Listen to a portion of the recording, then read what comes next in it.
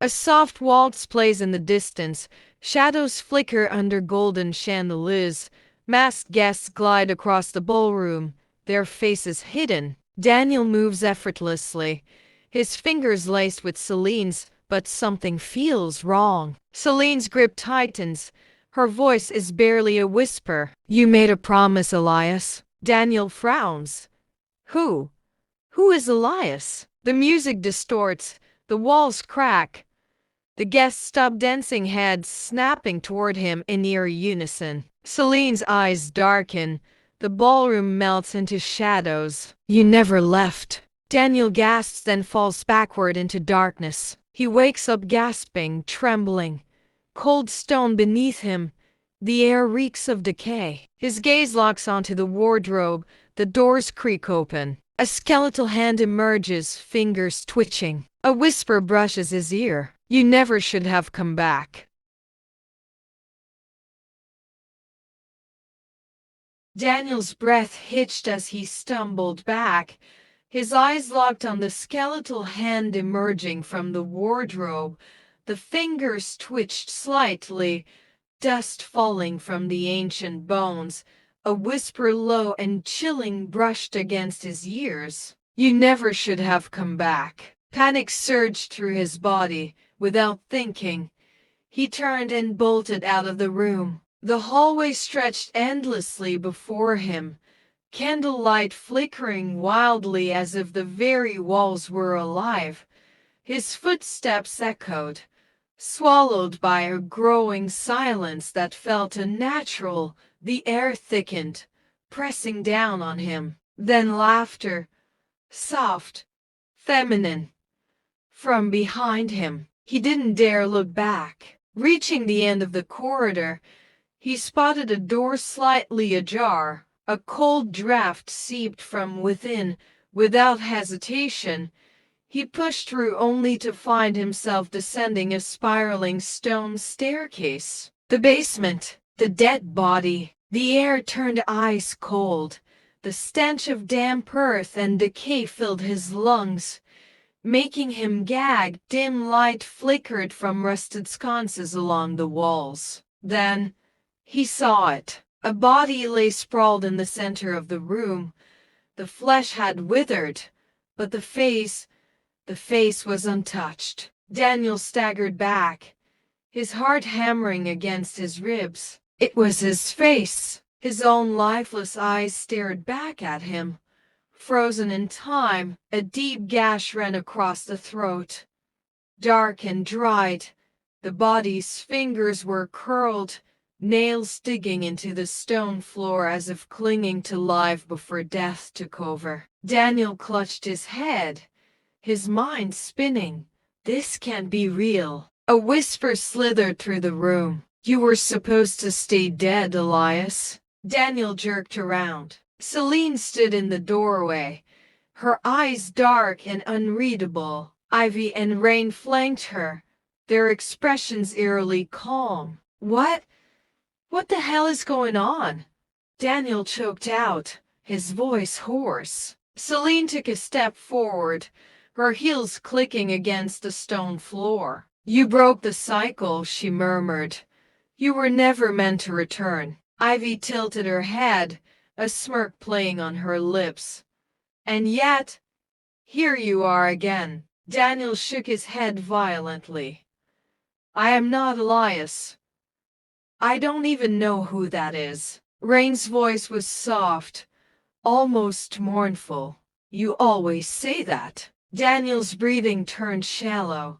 He looked at the body again, then back at the women, his fingers curled into fists. "No, I don't care what you think you know. I am not him." Celine sighed, as if disappointed. "Then let us show you." Before he could react, Ivy raised a hand. The candles around the basement flared, then exploded into darkness.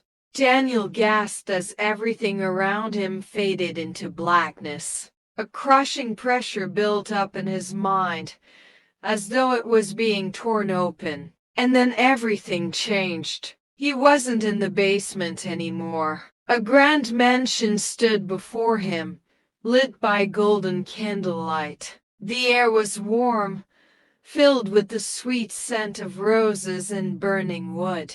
He was dressed in a black Victorian suit with silver embroidery. His heart raced. He was no longer Daniel. He was Elias. In front of him stood three women: Celine, his beloved wife; Ivy, her closest friend; and another woman, a regal beauty with piercing emerald eyes, Rain. Celine stepped forward, her eyes filled with love. "You found me," she whispered. Daniel's heart stopped. Memories flooded back. Celine had been his world, his only love. They had promised each other eternity. But then, everything had gone wrong. He had betrayed her. Rain was no ordinary woman. She was a sorceress, powerful and feared. Elias had sought her out in secret, desperate for power, wealth, and immortality. Rain had granted him what he wanted, a ritual. But the ritual came with a heavy price. A soul had to be sacrificed. And Elias had chosen Celine. On the night of the ritual, Ivy, Celine's closest friend, discovered the truth. She tried to stop him, but it was too late. Elias had slit Celine's throat with his own hands, and blood spilled onto the floor. The ritual was complete, but something went wrong. Rain had tricked Elias. The ritual wasn't meant to give him immortality, it was a curse, binding him to his sins forever. Celine's soul didn't pass on. She was trapped, along with Ivy and Rain. And Elias? He was doomed to return again and again, in every lifetime, never remembering his past mistakes until it was too late. Daniel staggered back, trembling. The memories were too real, too vivid. He had killed Celine. He had betrayed Ivy.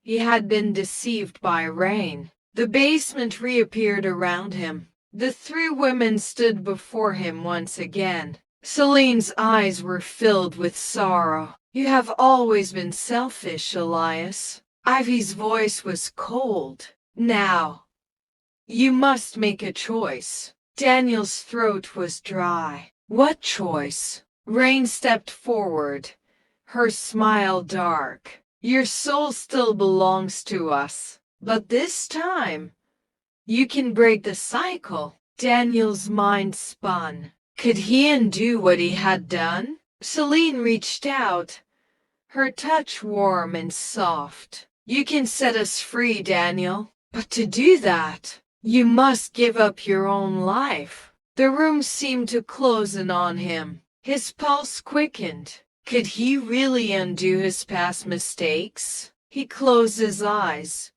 "Do it." Celine's lips trembled. "Are you sure?" He nodded. "I took your life. It's time I give mine in return." Tears slid down Celine's face. Ivy closed her eyes. Rain smirked, watching silently. Darkness swallowed Daniel. When he awoke, the storm had passed. The mansion stood silent. Inside the basement, three women stood for the first time in Selena's eyes were peaceful. She turned to Ivy and Rain. "It's over." Ivy let out a shaky breath. "We can leave now." Rain smirked, watching the lifeless body of Daniel Elias, a fool in every lifetime. Celine looked at him one last time, her voice a whisper. "Goodbye, my love." And then, they vanished into the night.